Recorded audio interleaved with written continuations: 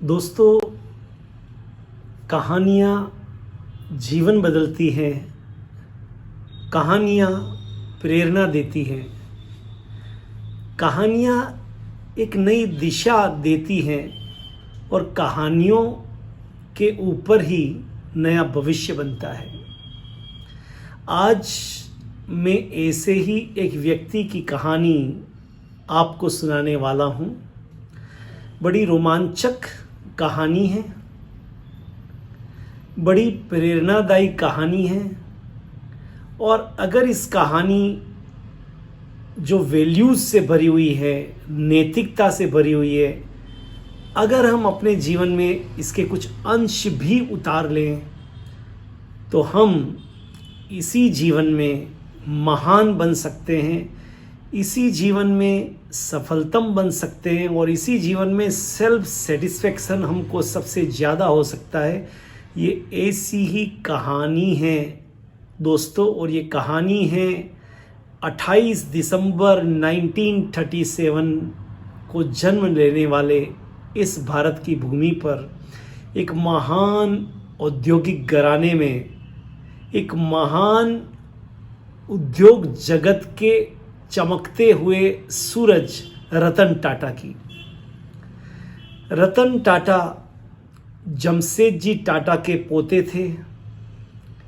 पिता का नाम नवलजी और माता का नाम सोनू टाटा था। टाटा एक ऐसा नाम जो आज दुनिया में विश्वास का प्रतीक है। जहां टाटा है वहाँ विश्वास है, जहाँ टाटा है वहाँ शुद्धता है, जहाँ टाटा है वहाँ पर नैतिकता है। ये मैं नहीं कह रहा, ये वर्ल्ड के वो सब लोग कहते हैं जिन्होंने इस नाम को सुना हुआ है। दोस्तों, बच्चों, ये कहानी केवल कहानी नहीं है, ये एक रियल हीरो की कहानी है। और मैं चाहता हूँ कि जब मैं इस कहानी को शुरू करूँ तो आप इस कहानी से एक एक अंश को फूलों की तरह चुनने की कोशिश करें और जब अपने जीवन का गुलदस्ता बनाएं तो उसमें हर फूल को लगाने की कोशिश करें। टाटा, रतन टाटा की प्रारंभिक शिक्षा शिमला में हुई, स्कूलिंग मुंबई में भी हुई और फिर मुंबई के ही कॉलेज से इन्होंने बी आर्क के अंदर यूनिवर्सिटी से अपनी डिग्री प्राप्त की और फिर हार्वर्ड यूनिवर्सिटी से मास्टर्स मैनेजमेंट में मास्टर्स की डिग्री भी ली।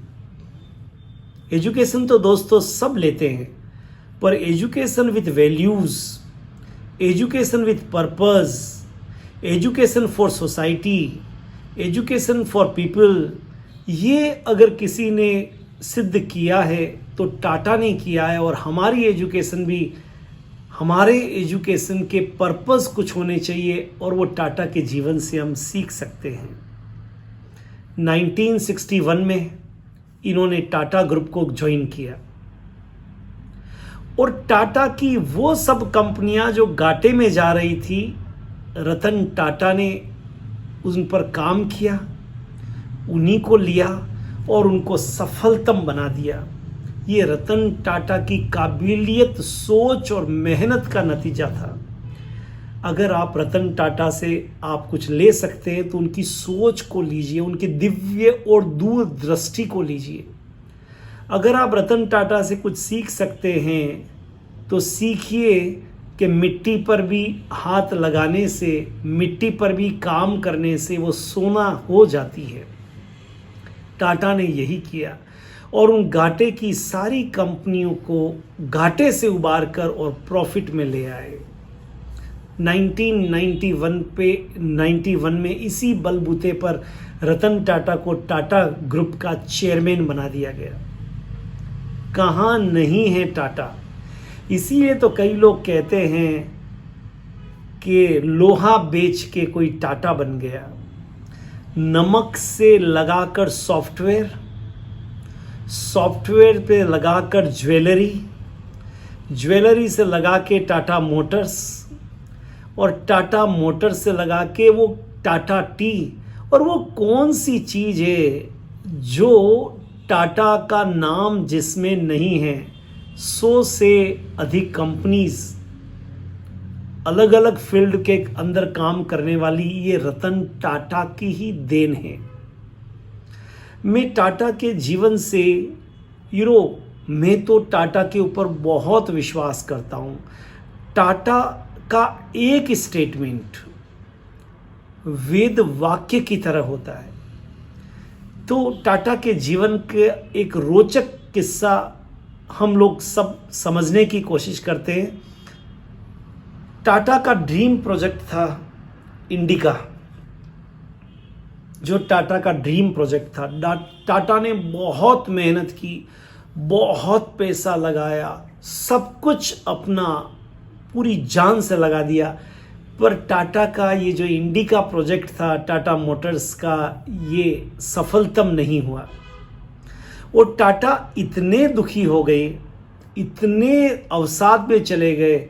लेकिन टाटा थे वो जुनून के साथ में, लेकिन आगे बढ़ाना चाहते थे, पर निवेशकों, साझेदारों सबकी राय से उन्होंने इसको बेचने का निर्णय लिया। और टाटा अपनी टीम के साथ में अमेरिका में फोर्ड का ऑफिस था, अमेरिका चले गए बात करने के लिए फोर्ड जूनियर से कि मुझे इसको बेचना है। विलियम क्ले फोर्ड जूनियर से बातचीत के लिए गए। लंबी बातचीत चली और बातों ही बातों में फोर्ड जूनियर ने उनसे कहा कि जब तुमको इस बिज़नेस की समझ ही नहीं थी तो तुमने इतना पैसा इस बिज़नेस में क्यों लगाया, क्यों इंडिका को ड्रीम प्रोजेक्ट बनाया, और अब अगर हम इसको खरीदते भी है तो हम आपके ऊपर एहसान कर रहे हैं। टाटा को ये बात चुभ गई। उसी रात वो अपनी टीम के साथ इंडिया गए और मेहनत की पराकाष्ठा टाटा मोटर्स के लिए जी जान से अपनी टीम के साथ लग गए, पूरी ताकत झोंक दी और टाटा मोटर्स को फिर प्रॉफिट में लाकर उन्होंने बताया। लेकिन इस कहानी का दूसरा हिस्सा बड़ा रोचक है। अब जो फोर्ड कंपनी थी वो घाटे में जाने लगी, और इतने घाटे में जाने लगी, इतने घाटे में आप कल्पना नहीं कर सकते हैं कि ये जो कंपनी थी वो दिवालिया घोषित होने के कगार पे पहुंच गई। अब स्थितियां पलट गई थी। अब टाटा से फोर्ड ने बात की और टाटा ने कहा कि हम आपके जगुआर और रेंज रोवर्स, जो बहुत ही बड़ा प्रोजेक्ट था लग्जरी कार का, हम खरीदना चाहते हैं। और उन्होंने टाटा के साथ उनकी डील हुई, पर इस बार फोर्ड जूनियर के शब्द थे कि आप हमसे इसको खरीद के आप हमारे ऊपर एहसान कर रहे हैं। आज ये दोनों ब्रांड जो विश्व के लग्जरी कार के नंबर 1 माने जाते हैं, ये टाटा के पोजीशन में है, ये टाटा की प्रॉपर्टी है, और 9,300 करोड़ में टाटा ने इनको खरीदा। अभी अभी टाटा ने एयर इंडिया को भी टेक ओवर कर लिया है। ये एक ऐसे मनीषी की कहानी है जिसने अपनी सामाजिक चेतना और जिसने अपनी सामाजिक रेस्पॉन्सिबिलिटी को भुलाया नहीं। आज टाटा, रतन टाटा इस उम्र में भी इतना सब कुछ कमाने के बाद में सबसे ज़्यादा चैरिटी करते हैं। सरकारी नौकरियों के बाद में अगर कोई बहुत ज़्यादा अपने एम्प्लॉय का ध्यान रखता है तो वो टाटा है। टाटा सबसे ज़्यादा अपने कर्मचारियों का ध्यान रखते हैं। तो आज इस कहानी से हमें जो सीखना चाहिए, विश्वास, अपनी जुबान, अपने एम्प्लॉय कर्मचारियों का ध्यान, अपनी सामाजिक रेस्पॉन्सिबिलिटी, अपने एजुकेशन की इम्पोर्टेंस। तो दोस्तों, अगर हम टाटा के जीवन को और पढ़ें, टाटा की जीवन पर बहुत सारी किताबें लिखी हुई है। मैंने तो आपको सिर्फ मोटिवेट करने के लिए उनके कुछ अंश आपको सुनाए हैं, पर टाटा का पूरा जीवन, अगर आप सफलतम होना चाहते हैं, अगर आप काम करना चाहते हैं, अगर आप खुश रहना चाहते हैं, अगर आप समाज को कुछ देना चाहते हैं और इस पृथ्वी पर जो एक जन्म आपको मिला है, अगर उस एक जन्म को आप सफल बनाना चाहते हैं तो आपको टाटा की जीवनी ज़रूर पढ़नी चाहिए। मैं फिर कहता हूँ दोस्तों, कहानियाँ जीवन को बदलती है। तो इसी तरह की आप प्रेरणादायी कहानियाँ अगर आप सुनना चाहते हैं तो आप हमारे चैनल को सब्सक्राइब कर सकते हैं और हम आपको इसी तरह की कहानियाँ सुनाते रहेंगे। All the best, have a great time.